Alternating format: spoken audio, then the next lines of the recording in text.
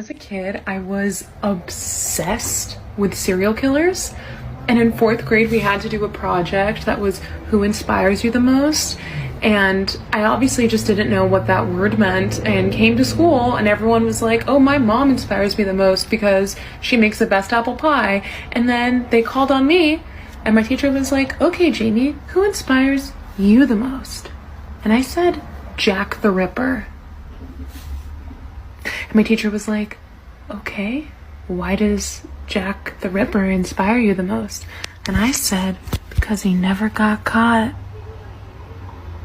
Guess who never got bullied again?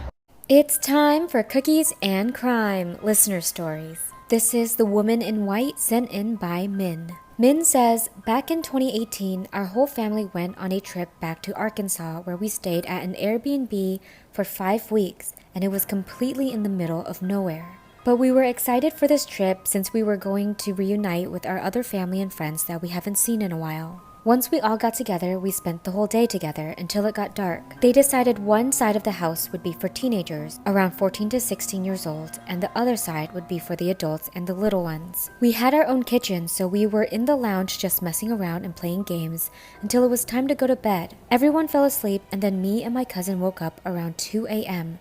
to hearing footsteps and banging. We just thought it was someone else or someone trying to scare us. We decided that we both were gonna go to the bathroom together and take turns just standing outside for each other because we were scared. Once we were done, we started to head back to our rooms, which was right at the end. But then we saw a woman in a white dress at the bottom of the stairs, where there was a railing giving a full view of the living room. My cousin decided to call the person and ask what they were doing, but the woman just carried on walking until she disappeared into the kitchen. But we shrugged it off thinking it was one of the adults probably checking on us, and everyone was so tired we just went back to bed. In the morning, we all got together outside to eat breakfast and to plan our day. We started joking around again, but then my cousin asked if anyone was checking on us last night and who was awake. All the adults froze and looked at us and then said, no one woke up to check on us, and our aunts didn't have any white dresses, which freaked us all out. I was literally about to cry, so my dad decided to call the owner and see for himself. The guy who owns the Airbnb came over and decided to tell us what exactly it was.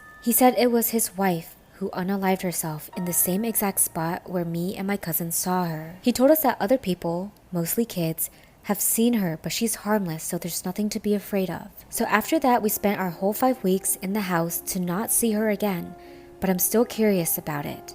It's time for Cookies and Crime. This is the death of Mary Reeser. At roughly 8 a.m. on July 2nd, 1951, Reeser's landlady, Pansy Carpenter, arrived at Reeser's apartment in St. Petersburg, Florida with a telegram. She tried opening the door, but the doorknob was uncomfortably hot to the touch, so she called the police. Inside was Reeser's body, which basically turned to a pile of ashes. The ashes were found among the remains of a chair in which she had been sitting. Only part of her left foot, which was wearing a slipper, and her backbone remained, along with her skull.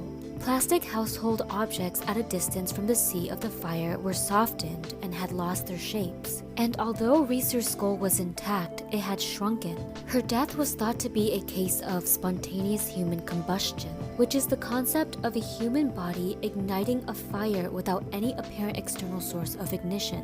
What was also strange at the scene of the death was only her body and the chair were completely destroyed. Nothing else in the room was even severely scorched or damaged by smoke. But the FBI eventually declared that Reeser had been incinerated by the wick effect. Reeser had taken some sleeping pills, sat in her chair, and lit a cigarette. The sleeping pills took their course and she had fallen unconscious while smoking. The cigarette had fallen on her clothes, setting her on fire. Once her body started to burn, the fat from her body soaked into her clothes, creating a human candle, and it burned long enough to incinerate her whole body. The floor was also cement, so it couldn't spread the fire, thus ending the claim of spontaneous human combustion.